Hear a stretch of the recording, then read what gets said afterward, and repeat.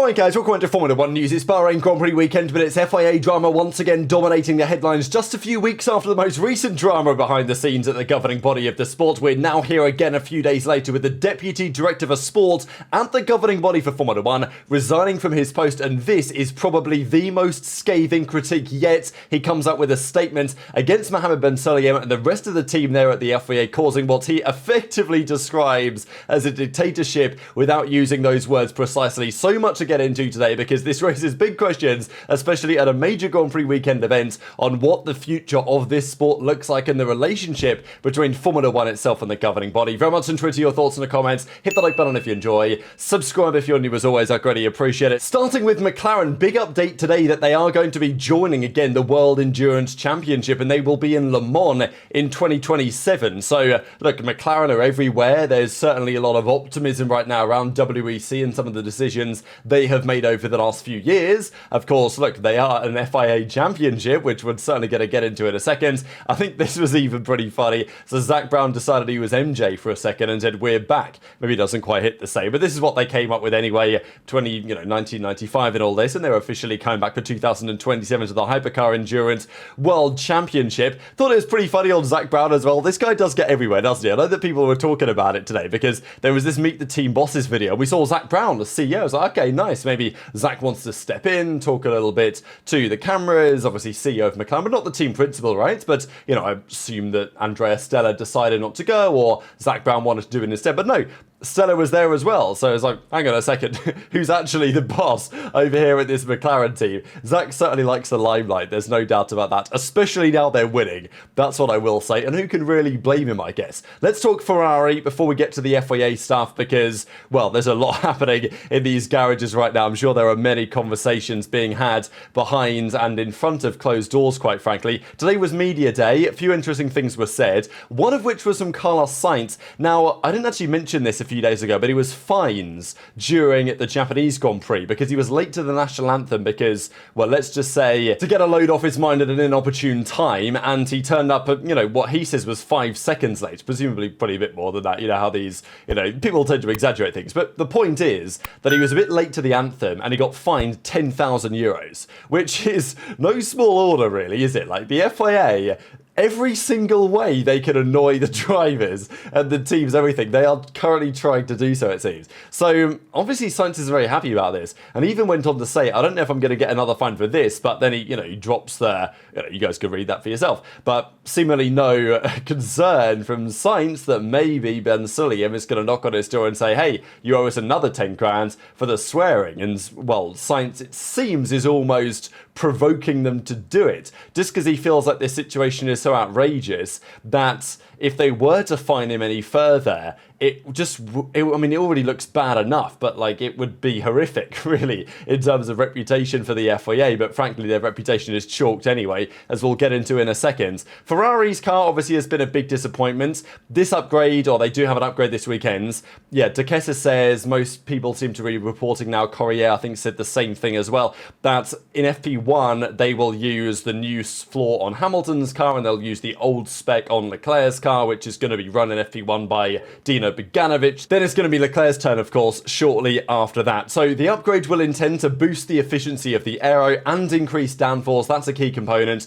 Cooling updates for better thermal management, 2 rear wings with new main planes they're bringing to, and a revised diffuser for improved rear airflow. So it is a major upgrade. Will it provide major performance advantages? We'll see. I think Leclerc said that he believes it will be better, but he's not expecting it to take them to where McLaren are. I think the point is for Ferrari, does it allow them to run the cars any lower? Because if it does, then it's beneficial. If it doesn't, they'll probably never be able to unlock the performance they really need.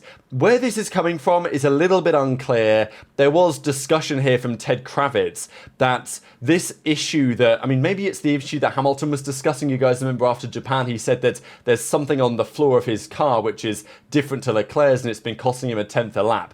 Maybe that's something minor, maybe that's something which is inherent as an issue that Ferrari have now discovered, but presumably they're going to try and fix it, certainly with a new floor for this weekend's. But yeah, Hamilton and Leclerc were saying we do have a problem with the car, but they're not specifying what it is.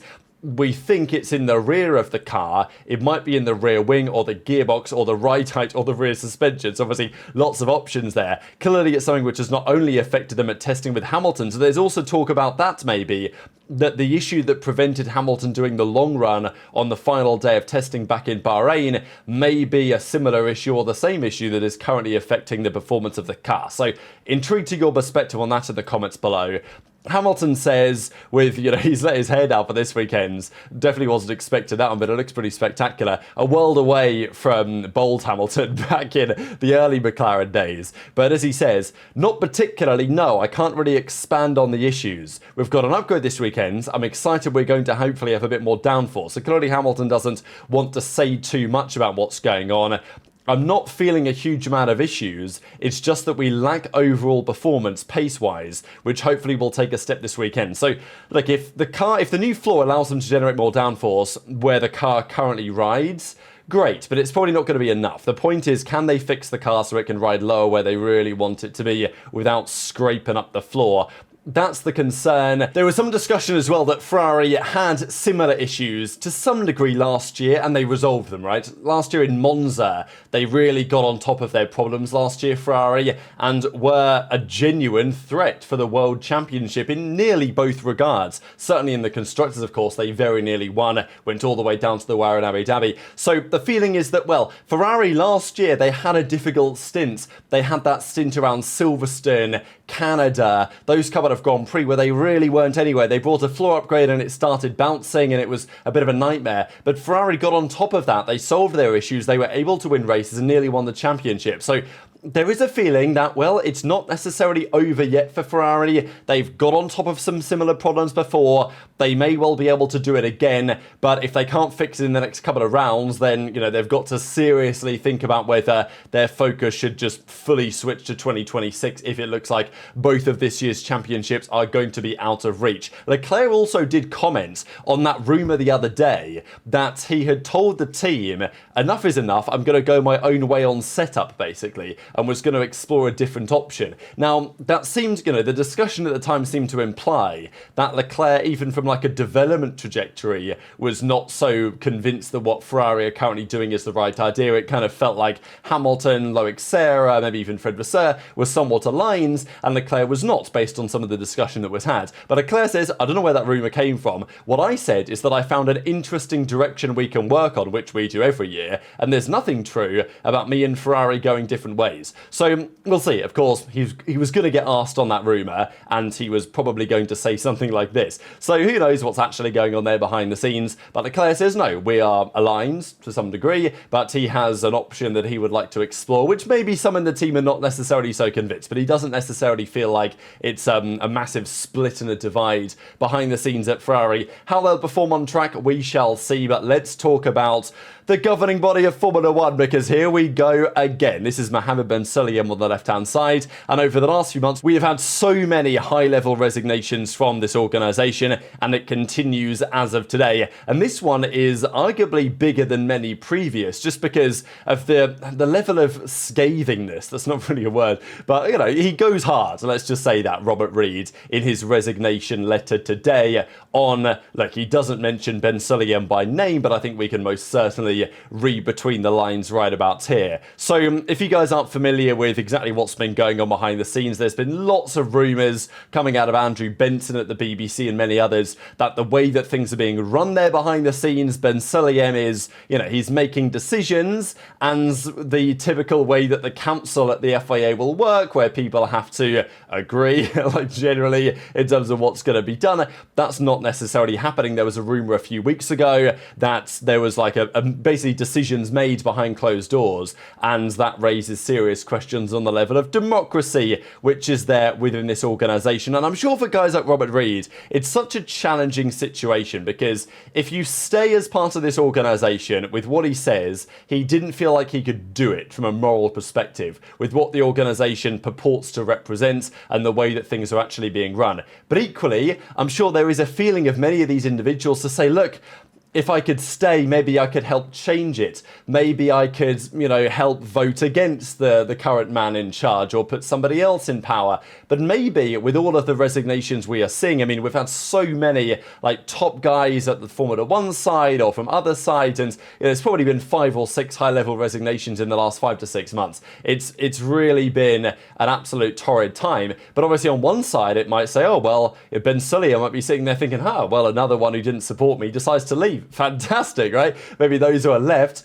are more in favour of my direction. So there's 2 sides to look at it from, but I don't imagine that these individuals, such as Robert Reid resigning, feel like the way that things are happening behind the scenes, they really have any power to control it. They probably feel that to get the organisation to where they want it to be, they're better off leaving, making it clear why they've left, and therefore putting some serious pressure on, because I don't think there's many Formula One fans that are satisfied with the leadership of the FIA. I don't think there are many Formula One teams. I don't think there are many C-suite executives at Liberty Media, and therefore Formula One, that are happy about the situation either. The only thing that he said that's anywhere near good in the last few months is that maybe bringing back V10s is a good idea, but I'm sure that's all part of his political plan anyway. So Robert Reid, who won the World Rally Championship in 2001, it's not like he doesn't know wheel, and even actually, well, we'll see just quickly before I read this what Will Buxton had to say, because I'm not especially familiar with Robert Reid and his time in motorsport and his work, but let's say Will Buxton most certainly is. Robert is a good and honourable man. His departure is one of the most meaningful of the incumbent president's reign. His statement is scathing. So this is what he has to say. After deep reflection, I have made the difficult decision to resign as FIA Deputy President for Sport. I took on this role to help deliver greater transparency, stronger governance, and more collaborative leadership. So a lot is said here. He doesn't have that many sentences, but he's saying a lot. He's chosen the words carefully to say more words than, you can read between the lines is the point. Over time, those principles have been increasingly set aside, and I can no longer, in good faith, remain part of a system that no longer reflects them. Stepping away was not easy, probably for the reasons that I mentioned. However, staying would have meant compromising what I believe in. This is about principles, not politics. Motorsport deserves leadership, rooted in integrity, accountability, and respect for process. That is the minimum standard we should all expect and demand. I really like this last couple of sentences, actually, because, everything that he says is criticising, a specific individual, I think, really. But the way that he says it, I think, is very powerful, saying that, integrity, accountability, and respect for process are paramount. And he says that's the minimum standard, which clearly they are not reaching, otherwise he would not have resigned. And he therefore also says, and demand. So he's obviously, one of us now, effectively demanding greater integrity, accountability, and respect for process. Respect for process is probably the most egregious in many ways, because the rules exist for a reason, and if you are just going to bypass them, then that's not really how this whole thing should be run. So this obviously was blowing up, a million views here on Twitter today, and the amazing thing is there was actually more quotes than just this. Robert Reid followed up in certain interviews and said, decisions are being made behind closed doors, bypassing the very structures and people that the FIA exists to prevent. And that's what's so remarkable about this situation with Ben Sulayem, is that the whole point of the FIA, the whole point of this democratic body to govern the motorsport, is that process exists. There is a process in place to prevent decisions being made behind closed doors, to ensure that decisions are made with the best interest of all parties in mind. Whereas it's very clear that Robert Reid sees that that is simply not happening at the moment. And is it going to happen again anytime soon? He even went on to say the following: when I took on this role, it was to serve the FIA's members, not to serve power, which I think also says an awful lot. So where do we go from here? This is a top guy. He clearly knows what he's talking about. I particularly like the words that he's chosen to describe the situation as it has unfolded today. could he, make a push for the presidency, or, him and maybe somebody else at some point could try and make a run? Because every time this happens, it puts more pressure on publicly, and it doesn't look like surely that Ben Sulayem is going to be able to survive this as the president for all that much longer. But, I'm amazed to see it happen again. I mean, not amazed, but it's just incredible how consistently this is currently ongoing, and the situation is not getting any better. It's actually probably getting worse. And the FIA actually gave some comments on this, and they said the FIA is grateful for Robert Reid's contribution to the FIA and to motorsport more widely. The FIA has exceptionally robust corporate governance policies which guide our operations and ensure our rules, practices and processes are adhered to. So yeah, I'm sure you have exceptionally robust corporate governance policies. Are they being followed? They may guide your operations, but are they being followed? That's not what the FIA say, and that's certainly not what Robert Reid is saying in his analysis today. One of the key features here as well is, we talked about this recently, it was one of the most recent situations, that there was a decision made on this World RX topic which was made without the approval of the Senate at the FIA, and he described that as the final breach of trust and due process, and even says that the FIA could be under risk legally with European Union competition law. So, that's just another piece to throw into the puzzle as well. So frankly, it's an absolute nightmare. Intrigued as ever to hear your thoughts in the comments below. We'll just finish up with one final thing, because it's been spicy elsewhere too. This is Max Verstappen after Suzuka, who says, "I don't even want to think about what would happen if I was in the other car, the McLaren, then you wouldn't even have seen me." Now, there's two ways to read this. Option one is that Max is basically just roasting McLaren and saying, look, if I was in your car, I'd be so much better, I'd be so much further down the road, and, it's good job for you that I'm not, which is partially what he's saying. The other way to read it is to say that, well, if McLaren, let's say Max started the race on pole in the McLaren, then yes, he would have driven away. But so would Lando and Oscar, right? You would think they had more pace. It's almost certain that had they started on pole, they would have accrued a substantial advantage. So there was two ways to read the statement from Max. One kind of roasting McLaren, and the second one kind of roasting McLaren, gassing himself up, but also kind of implying that, well, it was just because I was on pole that I won. That was, one of the other ways to read this statement anyway, is that Max is effectively saying, well, yeah, look, if I started on pole in a McLaren, sure, I'd have been away and gone, but I was in my car, so I wasn't, but I still managed to win regardless. So it all's kind of saying the same thing. He then followed up on this today, and he was asked the question, were you joking about that you'd be miles up the road? And he says, you thought it was a joke? It's not a joke. I'm being deadly serious in what he said. So I think that kind of implies to me that it's more on the former of what I mentioned than on the latter. And, fair play. Max can talk all the trash he wants, and Zach Brown right now can say absolutely nothing. But very much interested in your thoughts on all of this stuff in the comment section below. Hit the like button if you enjoyed. Subscribe if you're new. Take care, and I'll see you next time.